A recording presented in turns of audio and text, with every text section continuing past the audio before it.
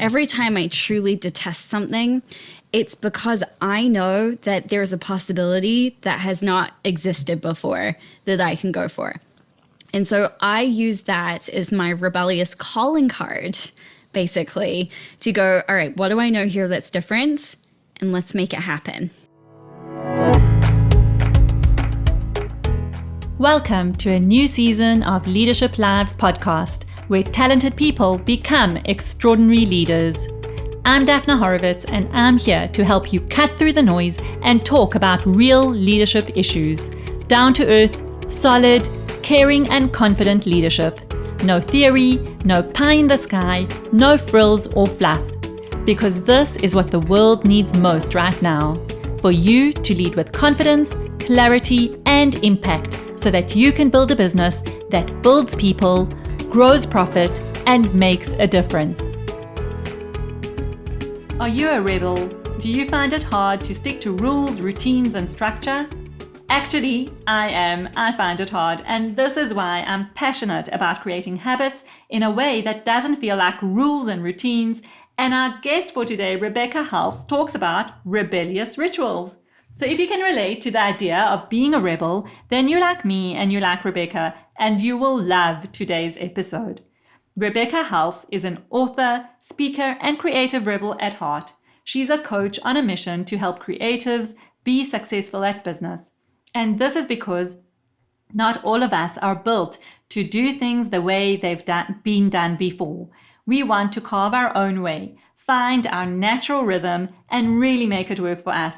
And that can lead us to succeed even more because we're working with our nature rather than against it. And Rebecca and I today talk about a whole lot of things, that why is it so hard to go to gym, or why is it so hard to do certain things? And we really delve into how you can work with your rebellious aspects to get the most out of yourself in life and in business. And she shares with us the 5 habits that don't take too much effort to apply in your everyday life. And you know how much I love rebellious habits. We had such fun in this conversation, and I'm sure you will too as you listen to it. And as always, for great leadership resources and information about our events and programs, head on to my website at daphnahorowitz.com and grab yourself a copy of my book, Weekly Habits for Extraordinary Leaders, available on Amazon today. And if you want to take it a step further and you want to be that confident, inspiring CEO, building habits to create winning, top-performing teams in a not necessarily rules and routine kind of way, then check out our CEO Habits Bootcamp, where we really work on identifying the habits that are going to be just right for you. So go to daphnahorowitz.com/CEO Bootcamp for more information.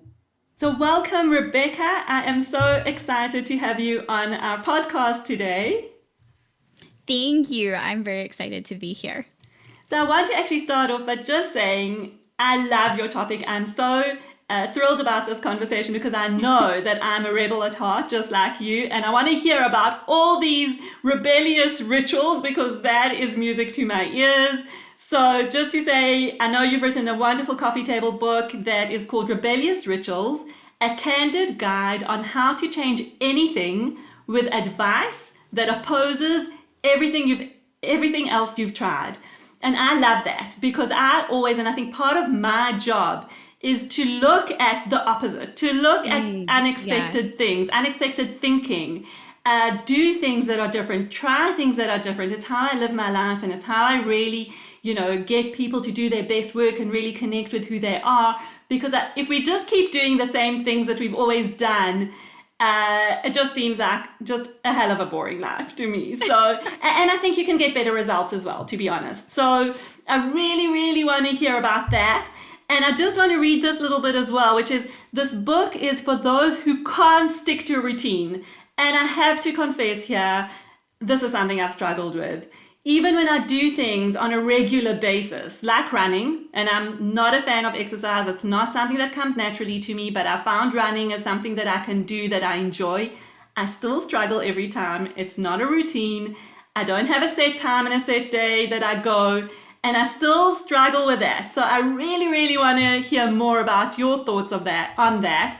and we are going to be really diving deep. So this book is about celebrating inconsistency, not consistency, and then really look at how we can just do things differently. And I want to start off with talking about living rebelliously, and maybe with your story. So share a story of, a moment when you realized that, you can do things differently and still lead an effective, productive, happy, fulfilled life, Wow, what a great introduction. I'm so excited to get started. But yes, talk about tools that do not work. And so if we just take a step back in time, and I was starting to finally get into my own self-care and spiritual practice and actually really start to take care of me. I was a very fragile, burnt out, stressed dancer on a highly raw vegan diet, trying to do everything right, trying to live my own household for the first time ever. And I was trying all the things. And one How of the old things were you at that point? 18. Oh, okay. And trying to, do everything right. So I was like, right, when you're spiritual, you meditate. And so I would, I love that. When you're spiritual, you meditate. Exactly. Yes. Do you hear any question in that sentence? Nada. When you are this, you do this. When you are healthy, you exercise, right? Right. Or eat vegan. When you're a runner, you enjoy running. Yeah. When you this, you must that. Anytime you've got that conclusion, that's a warning sign that you're not actually truly listening to yourself, which I wasn't at the time. So if we go back to my bedroom, I'm sitting on the floor, I'm trying to calmly meditating. I have no idea how to get rid of this monkey mind that feels like it's instilled in my head. Oh yes, I'm with you. Yes, you're with me. Maybe I'm you're in like, that this bedroom is my life. And then, you finally create this fragile bubble of peace. And it's like, okay, cool, I've got this. And you go downstairs and your boyfriend hasn't cleaned up the juicer, or the kitchen's a mess, or there's something he's doing, or the weather's bad outside. And just like this bubble just bursts. And I'm like, where did my spiritual peace go? And so your Zen moment is gone. It's totally gone. So I marched myself back upstairs to meditate for the second time because I was going to get this right. And then I just realized, I was like, what am I doing? The only thing that's working is I'm marching up and down stairs and I'm getting a better butt. Maybe that's the meditation moment, the actual marching up and down the stairs. I should have had a walking meditation. Maybe that's where I went wrong. But I would do things like this over and over again. And it wasn't until I finally upgraded my tool set and got some tools that really worked for me that I realized that, maybe I wasn't the screw up here. Maybe I wasn't the one that was wrong. Maybe it's just that those tools didn't work for me. I love that. I just want to pause there for a moment. Maybe I'm not the screw up here. Because I think that sometimes with the messages that we get from whatever it is, and good messages, I'm not criticizing those messages as well because they do work for some people, but maybe to really take a step back and be able to say, hold on a sec, maybe I'm not the screw up. I love that. Okay, good. So important. And to go, some tools will work for some people, some will work for others, but you're the one that gets to choose to invite them into your life. And I finally realized this when I got some better tools, and I was like, you mean I can let go of all the things that I should be doing and just do what actually brings me joy, what actually works, what isn't frustrating, what, can still be daunting at times. Like, I'm not going to say that the work is easy all of the time. That is not what I'm here to say at all. Mm-hmm. But I will say that you will know when something is working with you instead of you're trying to make yourself work with it. Lovely. I love that. So tell me more about that. Something is working with you. How do we know? How do we put ourselves in that position? Great question. So one of the tools that I love the most for this is something that I just call light and heavy. So when you perceive something that makes you feel lighter, it might make you feel lighter in your body. You might just feel like, that idea it seems a little easier, seems a little bit better. then you go with that one. Anything that's heavy for you is something that's not going to work for you. It's not true for you. And you can feel it. Like as if you've ever walked into a room and you felt like some kind of expectation or a sense of like something's off or something's wrong. Those are the senses that tell you that something isn't working or that this isn't something that's going to work for you. So you're actually saying to tune into our body and really understand what's going on. You know, it sounds a bit weird, but I totally get it because I do feel that as well, like feeling into what's going on in the space around us. It could be a room, it could be a task that we need to now give our focus to or our attention to. Yeah. And what it does is like the more that you're actually looking for those energies, the easier it is for them to become palpable for you. And then you learn to trust them and you learn to trust yourself. Let me ask you a question, because I'm imagining we've got a lot of high achievers, top performers. I'm one of those self-confessed high achieving rebel, I would say. Always looking for ways to do things differently, But they're within our work, within our life, there are things that are going to come with that heavy feeling because we don't love doing it, whatever it may be. It could be at work, it could be at home. Yeah. And sometimes, do we not just have to do that, Absolutely. I'm not here to say that you don't need to, do your accounting or like things like that. Yeah. That's not what I'm here to say, but it's more to actually question and to look at things and go, is this something that's going to create my life? Is this actually going to contribute? Or am I just doing this because I've been told to, or I think I need to? Have I actually gone into asking some questions about this? Or is it just an automatic assumption? It's like, just for example, if you think of how many things today in your world told you a piece of advice, whether it was an article that came up on Instagram as you were scrolling, or people sharing Facebook posts, or the newspaper, or like the radio, or like all of the different pieces of media in our day are telling you something. They're constantly telling you, but none of them are going, what is it that you know? What is it that you know that you need to create today? What is it that's important for you? What's your priority right now?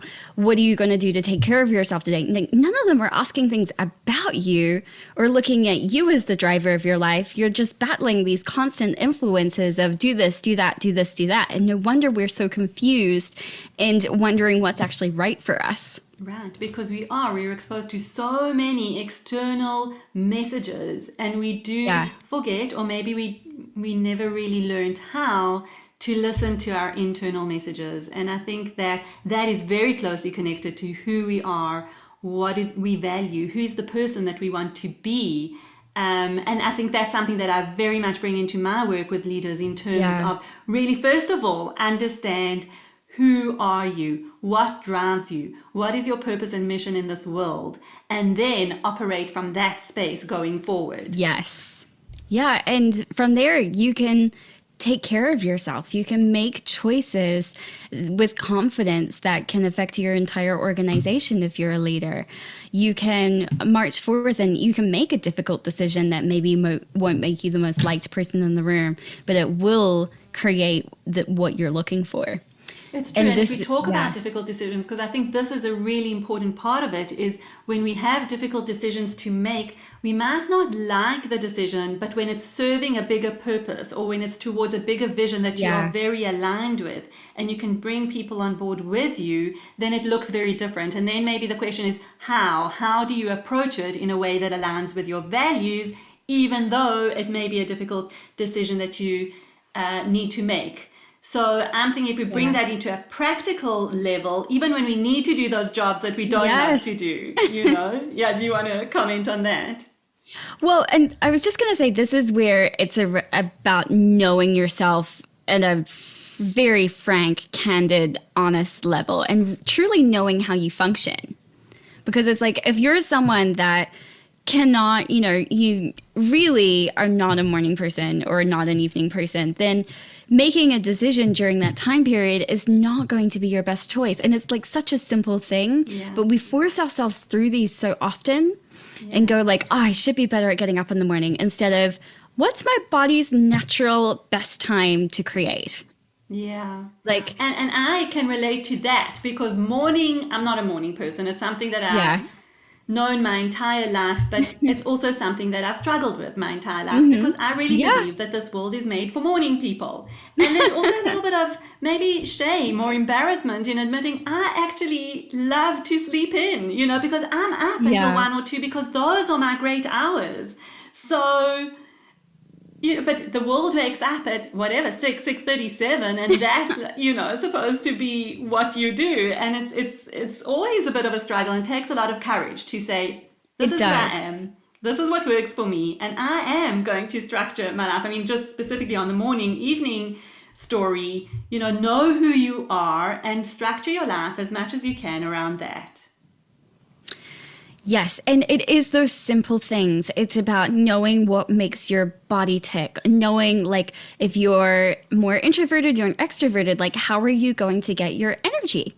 If you're extroverted, then you need to have connections with people, and whether they're in person or they're online, depending on where you are in the world, it's like making sure that you're having those connections and engagements so that you are cultivating that reach that makes you thrive. Yeah. Or if you're introverted, making sure that you are carving out conscious space for your own regeneration. Yeah, I actually read a fantastic story that I want to share now because it's so relevant.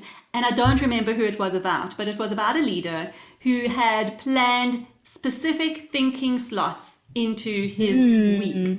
And as an introvert, he would, or even as a leader, and this is also something that I advocate with many of the CEOs that I work with, is take time, block out time. I suggest every day, not always possible, but even if it's once or twice a week where this is your thinking, planning, and strategizing time.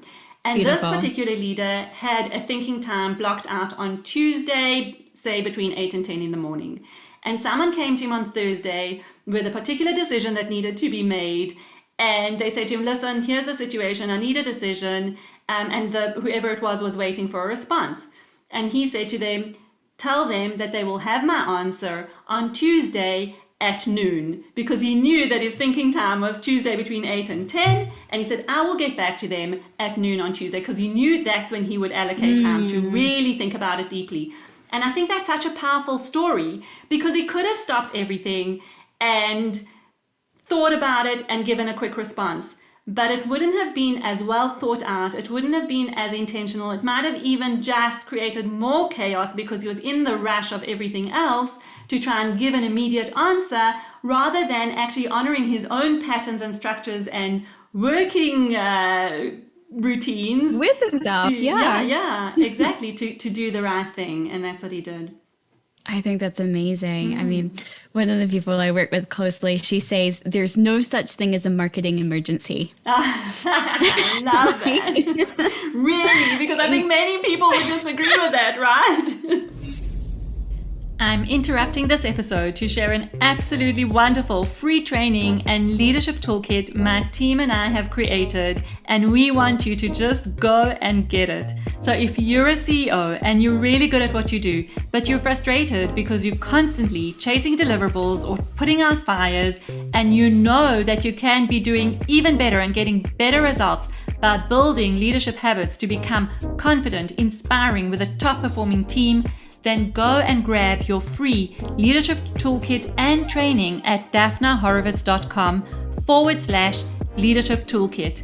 It's just a matter of creating leadership habits that serve you, your business, and your team to drive the results you want to see. I will show you how in this free training, so go and get it at daphnahorovitz.com/leadership toolkit. And if you're ready to delve even deeper and find out about our CEO Habits Bootcamp launching in October, head on to daphnahorovitz.com/CEO Bootcamp. I can't wait to see what this will do for you and your leadership and business results. Now, back to the show.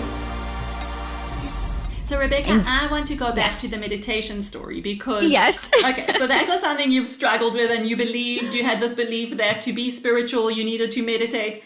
Do you meditate? How did you overcome? Tell us how did you discover? What's the end of that story? Yes, so I started working with some new tools that are from the access consciousness modality, and they're basically were purely energy based.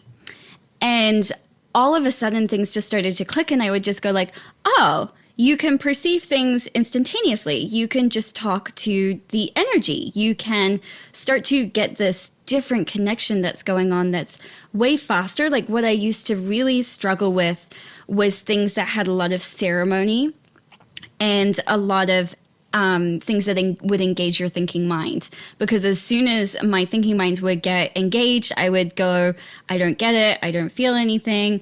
Nothing's going on. Are other people getting this more than I do? Is this even real?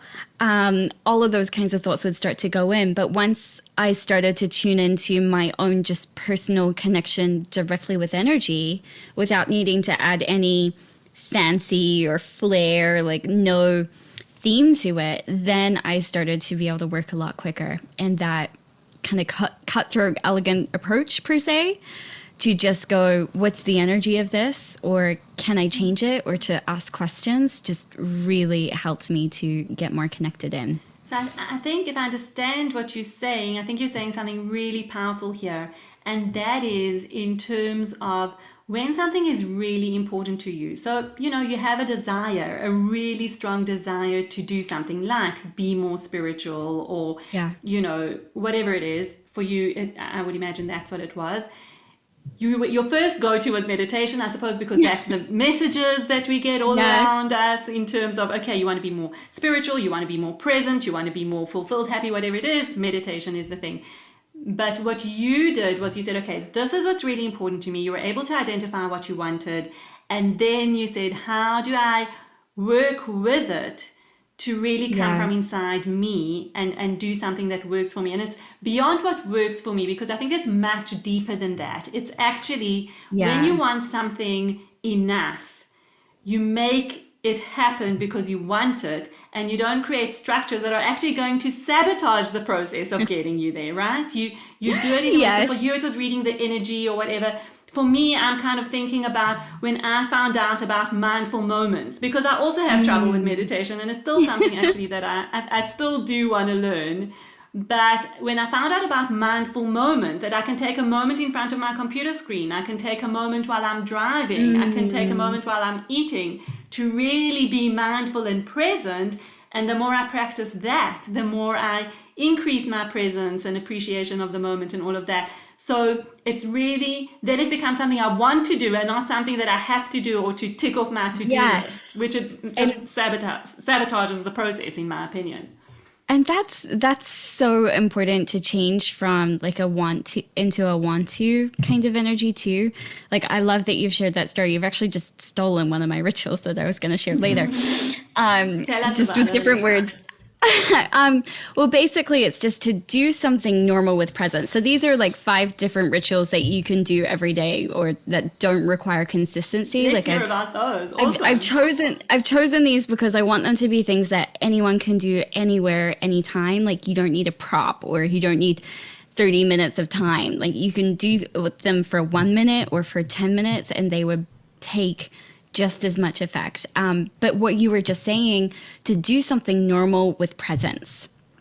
So I think this is really great for the time poor, because you can do it for anything that you're going to do already. Right. Like if you're going to wash dishes, then you can actually feel that china or porcelain and actually get into it and the suds and the soap and the hot water and like get into that feeling of water on your hands and soap and the dish.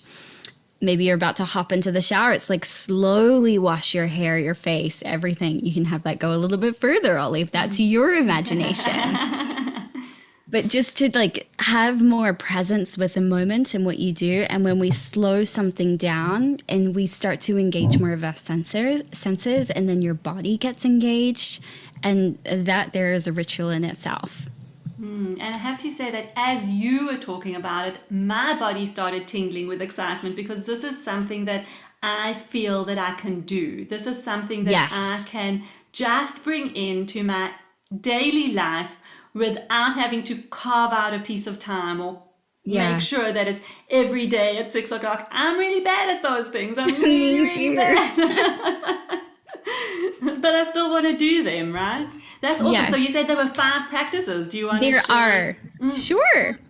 So another one which is very similar to this is to do something with our hands. So when we're more tactile, we get more present. So this is one of my favorite ways to get reconnected to my body, like especially after too much screen time, internet time, you know the drill. So choose something that's really joyful for you. It's like if you love to write and you normally write on your laptop, like write something by hand. If you love to cook, get really messy. Do something that's actually tactile, like you've got to roll out dough or something. Like maybe you haven't been in your garden for a while. It's like get down there on your hands and knees and like get into that dirt and get that under your fingertips. But do something with your hands. Lovely. That you might Lovely. usually That's so connecting. It's so, you are right in there when you're doing it with your hands. I can so relate to that. It's so funny because I have a story about that too, where I had my gardener. I really wanted to plant some flowers in the garden. I'm a good delegator. I really am. I know what my strengths are, and I'm really, really okay to have someone do the stuff that I don't love to do. So I said to him, I really want you to come and just plant some flowers. And, and somehow that interaction over the WhatsApp, like how many flowers, what kind, when, what, it just started becoming so heavy the way that you described, heavy and, oh, what a mission and all of that. And then as it happened, I ended up having I was supposed to go on an overseas trip and, with the situation that we're in, that got cancelled. So I decided, okay, spur of the moment, I'm going now, I'm buying flowers and I'm planting them myself. And it was hard work, but just the activity of doing something with my hands and having it done really gave me a sense of presence and joy, and seeing the garden with beautiful flowers in was just an awesome experience. I can really relate, even if it's not something you would ordinarily do, to take that moment and actually really dig in with your hands in the dirt, so to speak. Yes. I've recently started doing that with basically an arts and craft project. I've decided to completely redecorate my office, and that includes never seeing an ugly ring binder ever again in my life. Yay! Toss those ring binders! Well, technically I'm not tossing them because I looked at them and I was like, well, I can get exactly what I want for like $30 a ring binder, or I can do it myself and use my hands for about the equivalent of $7 a ring binder. So I'm actually painting them all and then recovering them in like a calico fabric and finding antique nameplates. And it's this beautiful process because you have to source a lot of these things in a different way. Like they're not normal. Not all of them are like normal things to find. So I'm having great fun and doing them. Like I do about 4 or 5 at a time, but it's this beautiful process. And then when I see them there, I'm like, wow, like, first, they're exactly what I had in my mind. So it really inspires that confidence in that you can have a vision, you can have an idea, and you can actually bring it to life. You can actually really create it. And then it's the presence thing of doing it with your hands. And like my hands right now, they're always getting covered in glue and paint. And do I remember to put gloves over my nice manicure? Absolutely not. Never. It's just one of those things. And then every single time when I'm like trying to scrub them out, and I was like, did you think about using gloves today? And it was like, no, I just got in there and I did it. I was like, okay, Rebecca, like whatever is sparking your joy. Awesome. But yes, glue, paint, gardening, baking. There's huge take your pick of using your hands. Yeah. Yes. Good. What's the third? This one is just a very simple mantra that comes from Access Consciousness, and just to say it 10 times. So it's all of life comes to me with ease and joy and glory. And so this is not to say that everything is like right or good or it's going well in your world. Like it's not one of those mantras that if what you said isn't matching your reality, you don't feel a disparity, because it's everything, the good, the bad, the ugly, coming to you with ease, with joy, and glory. Actually, in an old-fashioned dictionary, means the exuberant expression of living. And I just love that, as you know, as we both talked about, like a rebel at heart. It's like you want to be exuberant, you want to have this expression and this freedom to be wild. And so this mantra just reminds me of that. And I think it really can speak to everyone, because we want things to come with ease and joy and glory. To me, glory is abundance and beauty and, you know, and fulfillment. And it's so big. It's Beautiful. this big view Yes. of what we want. So being able to really say that and mean it will put you in a different space. That's beautiful. Yes. And then you get to bring out your rebel with number 4, which is getting cathartic. So it's basically saying screw that to something that you don't want to do. It was like saying no is like the 2021 dopamine hit. Like block and delete was like 2020, 2021 is like no. Yeah. Just no. Yeah. And so to me, this is rebellious living at its finest. It's being able to choose what's actually a priority for you and say screw that to the things that you're supposed to do that don't actually serve you. Yeah. And that's not easy. That is not easy. Nope. That is not. That's to me. That's a. You know, I talk a lot about habits, and I come at habits from not a place of routine and structure, but really from a place of how do we bring in the things that we want to do in order to be better, and how do we turn them into a habit so that they become easier and we don't have to think about it all the time. And for me, habits are habits of thinking as well. And this. You know, screw that, I'm not doing it. That's a habit that we need to get into, because our default is to say yes and please and do more and achieve more and go. And sometimes it's like, no, I'm not doing that. Yeah. So this is your ritual for giving yourself permission to say the thing that you want to say anyway, because it's time. No one else is going to say it for you. Yeah. So, yes. And our last one, if you thought that one was scary, hang on a second. Turn off your phone. Oh, yes. I'm not kidding. Use the focus mode if you have to keep your phone on, say for your kids or something. But even just having 20 minutes of phone-free time can create more space in your world, and definitely for your eyes.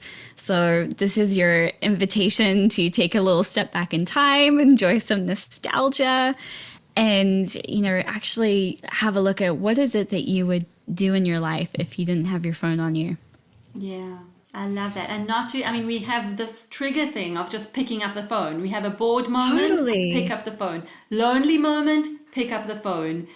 Whatever it is, frustrating moment, pick up. There's these internal triggers that cause us to actually pick up the phone. It's not necessarily because the ping went and we need to check a message. How many times do we pick up the phone because of some internal feeling that we just don't want to feel? So I love that. And I think that, again, that could be a habit of, and what I love about the rebellious habit thing is, don't decide that it's going to be at 6 o'clock every day for 20 minutes. It's like, hang on a sec. I feel like this is the right time for me right now in my day. And I'm going to put the phone away for 20 minutes. And I actually do that. I leave my phone upstairs and I come into my office and I do my work and my phone's there. And often my mom, she loves looking for me. And when she looks for me, it's, you know, a few times in like the space of 10 minutes, she'll phone and then phone again and then phone again. So she knows that I will get back to her. And if my phone's upstairs, I need to put it in a completely different location so that it's on silent. And I just give myself that space to, whether it's to do focused work or to just relax for a bit and just not be on my phone. That. So I can relate to this one very, very well.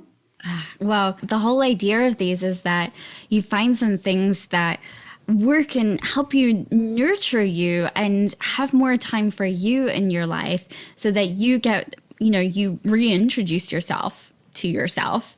You know yourself more. You fill your cup more. Like, this is truly one of the things that I think is so important, is that when you actually are overflowing from your own cup, you become such a more generous person in your life. You have far more to give when you're overflowing than when you're empty.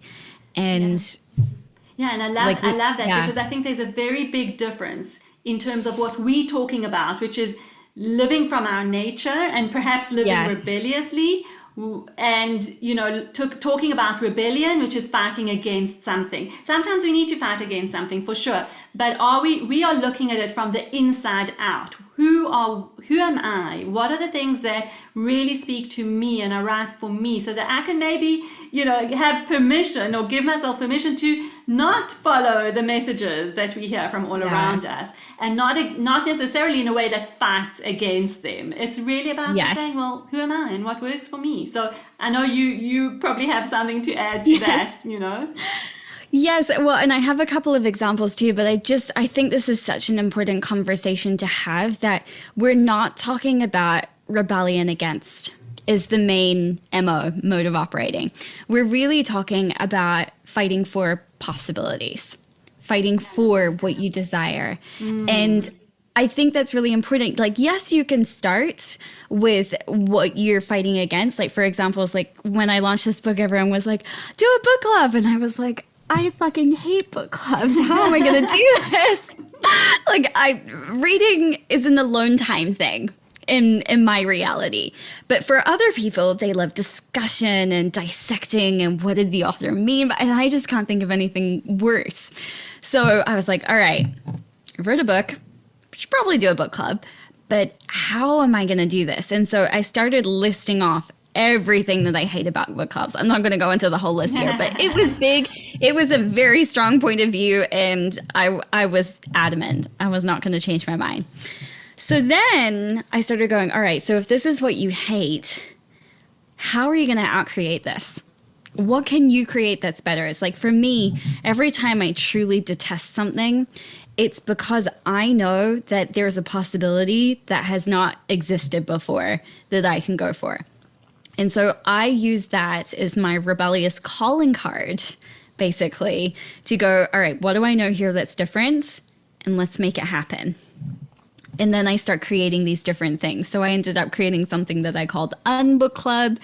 And it was all about having a cocktail with friends and talking about all the juicy secrets behind the book, and creating some new rituals that were inspired by the books. And I basically grabbed a whole bunch of my friends and said, will you come and have a drink with me? We'll have a conversation with everyone, and we'll talk about more of the themes of the book rather than the book itself. Awesome. Wow. I love that. I love that. Yes. You said, okay, I need to do something to promote my book in a way, or make it accessible, or show people behind the scenes. But how do I do it in a way that's actually going to bring me joy and be something that I want to do, rather than a whole lot of these marketing exercises that we actually sometimes feel we have to do. Exactly. But you can take this exercise for anything. It's like, take something that's really pissing you off or that you really hate, but you feel like you're obligated to do. Write a list of all of those things that you hate, and then ask yourself about each one of them. What do I know here that's better than this? What could I create that would be far different from this? How can I outcreate this? And ask yourself those questions and see what comes out, because I'm sure if you're listening to this podcast, if you're a fan of what you're hearing so far, you know that there's different things possible. And, if you don't create them, no one else is going to. Yeah, absolutely. I love it. I love it.